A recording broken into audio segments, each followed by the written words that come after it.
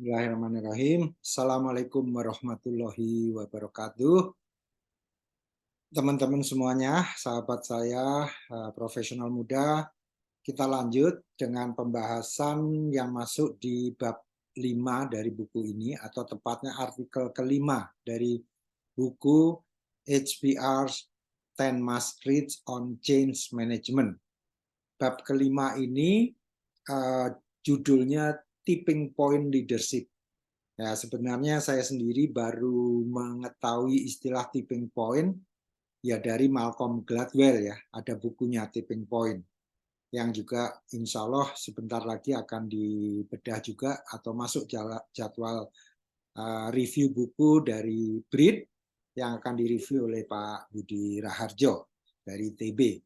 Baik, kita akan masuk langsung, kita lihat ya di bab 5 ini bicara apa. Kalau yang di bab 4 kemarin mengenai radical change dengan cara yang halus, dengan cara diam-diam, ya tidak diumumkan besar-besaran gitu.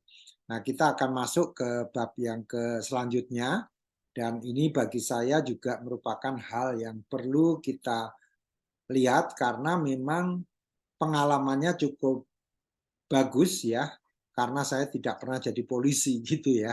Ini ada case study-nya itu ada seorang chief kepolisian ya, kepala kepolisian di New York ya, di New York sana.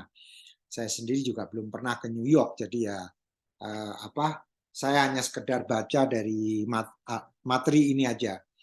Nah, ini dia dimulai dengan suatu statement ya, bagaimana ya kita bisa mengatasi hurdles atau resisten lah ya, atau keengganan orang untuk berubah. Orang biasanya resistance to change gitu ya.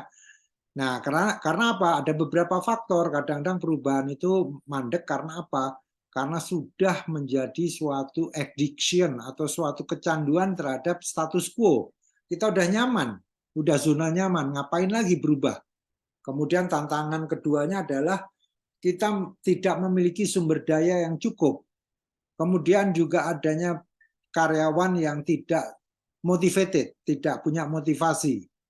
Dan apalagi kalau ada oposisi dari orang-orang yang memang tidak menghendaki perubahan. Jadi banyak sekali. Nah, ini artikel ditulis oleh dua orang ya, Chan Kim sama Reni Mauborgne. Nah, ini dua orang yang menulis. Nah, pelajarannya adalah seperti tadi saya katakan dari seorang kepala kepolisian gitu ya, Kapolri atau Kapolsek gitu ya, yang namanya Bill Bratton, yang sudah mencoba menjalankan perubahan ini di kantornya atau di kesatuannya untuk mengamankan New York ya dari hal-hal yang berbahaya gitu, kira-kira seperti itu. Nah, kemudian apa yang dia lakukan dalam tipping point ini adalah bagaimana dia benar-benar melakukan suatu perubahan yang sudah tidak bisa dibantah lagi, harus dilakukan. Jadi ini agak berbeda dengan yang bab 4 ya. Kalau bab 4 itu perubahannya dilakukan dengan diam-diam gitu. Kalau ini enggak, dia memang harus urgently gitu ya, dilakukan perubahan ini. Nah, kemudian bagaimana dengan resources yang terbatas? Nah, fokus pada hal-hal yang benar-benar penting. Ya, mungkin dalam hal ini kalau kota New York pasti kan kota yang sangat kompleks gitu ya. Mungkin masalah kriminalitas yang nomor satu yang perlu jadi harus kuncinya bukan pada resource yang banyak, tapi prioritas mana yang paling penting itu yang ditangani dulu. Ya. Nah, setelah itu baru dia mobilisasi orang-orang atau resources yang memang sesuai dengan yang dibutuhkan dan mencoba membungkam semua orang yang mengatakan tidak bisa. Naysayers itu harus dibungkam ya. Silence naysayers itu maksudnya begitu. Jadi supaya perubahan dia memang terjadi gitu. Jadi kalau istilah saya harus punya single mind thinking ya. Ini harus dilakukan. Kalau tidak maka akan terjadi chaos di New York misalnya seperti itu. Ya kalau memang komitmennya di kriminalitas udah fokus pada timnya dia ya, atau ininya dia peletonnya dia itu untuk mengawasi orang-orang yang mencurigakan yang bisa melakukan kejahatan di New York City gitu ya. Nah, si dua penulis ini juga menyimpulkan bahwa setiap orang, setiap leader, setiap dari kita itu tidak memiliki kualitas seperti yang dilakukan oleh Brereton tadi ya gitu. Jadi Brereton ini memang contoh kasus kita. Nah, mungkin juga kita bisa melihat dari diri kita sendiri, mungkin juga dari Anda sendiri, bagaimana mungkin Anda melakukan suatu perubahan yang menurut Anda memang perlu dilakukan dan Anda dalam posisi top leader di situ atau top VP gitu ya, artinya di area kerja Anda gitu. Ya udah lakukan aja dengan menggunakan 4 langkah yang dilakukan oleh Brereton ini, Brereton di dalam tipping point leadership. Nah, kita baru masuk nih, tipping point leadership itu apa gitu ya. Jadi ini dari buku itu, jadi saya screenshot aja dari bukunya.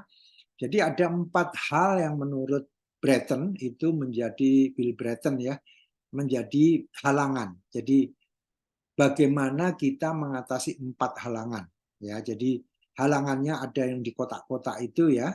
Kemudian dia juga memberikan contoh ya. Jadi di dalam buku ini disebutin yang arsirnya gelap ini ya, di abu-abu tua ini harus rapid strategy execution. Jadi eksekusinya harus cepat ya. Kalau ini dua ini yaitu motivational hurdle sama political hurdle. Kemudian untuk yang agak terang ini yaitu cognitive hurdle sama resource hurdle, dia menggunakan rapid strategy reorientation. Jadi direorientasi lagi. Nah, ini sama dia langsung dikasih instruksinya. Jadi misalkan mengatasi masalah kognitif ya. Kognitif itu termasuk daya pikir ya, daya pikir timnya dia. Nah, caranya bagaimana? Apa mereka dimasukkan di dalam kelas gitu, bagaimana meningkatkan critical skills gitu ya? Enggak. Kalau menurut Brereton, ya udah kita bikin aja mereka menghadapi masalah secara langsung ya. Terus cari caranya mereka berkomunikasi itu seperti apa, harus kita perbaiki gitu ya. Jadi ini satu, cognitive hurdle. Kemudian ada lagi resource hurdle. Jadi ini keterbatasan staff, keterbatasan orang, keterbatasan dana ya. Fokus pada hotspots and bargain with partner organizations. Maksudnya di sini adalah kita coba fokus pada hal-hal yang penting dan menggandeng orang lain atau partner di sini. Ya, jadi kalau mungkin organisasi Anda mungkin katakanlah ini di bisnis gitu, Anda di bagian produksi misalnya ya. Mungkin Anda punya keterbatasan dalam hal budget, rangkullah vendor-vendor Anda supaya bisa bekerja sama dengan Anda tanpa Anda mengeluarkan banyak biaya. Ya, kira-kira seperti itu maksudnya. Kemudian yang ketiga dengan motivational hurdle. Ya, itu adalah put the stage lights on and frame the challenge to match the organization's various levels. Nah, ini memang dikatakan sama dia harus rapid strategy execution. Jadi eksekusinya harus cepat. Jadi masalah motivasi itu tidak masalah memberitahu kamu harus motivasi, tidak. Tapi kita memberi contoh langsung gitu ya, bahwa penanganan tindak kriminal misalnya di suatu jalan tertentu di New York ini harus dilakukan secara tuntas dan Anda terjun langsung di dalam menyelesaikan masalah ini ya.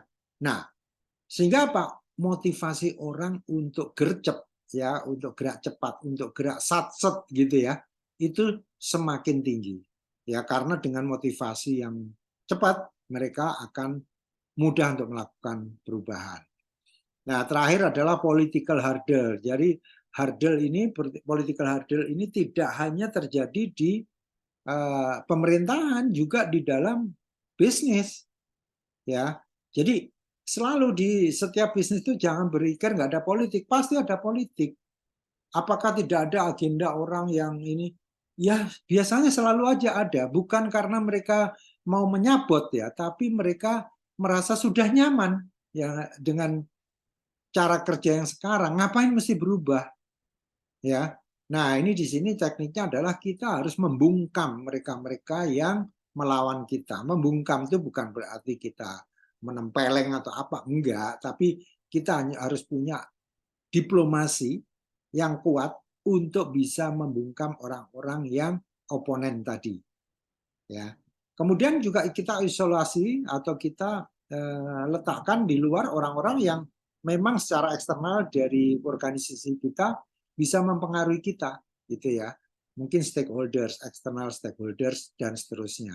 Ya, jadi ini menarik untuk kita sikapi 4 proses ini karena 4 proses ini memang dalam kenyataannya sering kita hadapi dalam melakukan perubahan. Ini selalu ada 4 hal itu tadi. Nah, mudah-mudahan teman-teman bisa tercerahkan ya bahwa mengatasi perubahan dengan tipping point leadership ini. Kenapa disebut tipping point? Karena memang hanya fokus pada hal yang penting, ya hanya 4 hal tadi. Bukan berarti hal yang lain nggak penting ya, tapi dengan kita fokus pada 4 hal ini, Bill Bratton sudah menunjukkan bukti yang nyata. Tinggal sekarang kita mencontohkan di lingkungan sekitar kita. Demikian, mudah-mudahan bermanfaat. Kita lanjut nanti di bab-bab selanjutnya. Wassalamualaikum warahmatullahi wabarakatuh.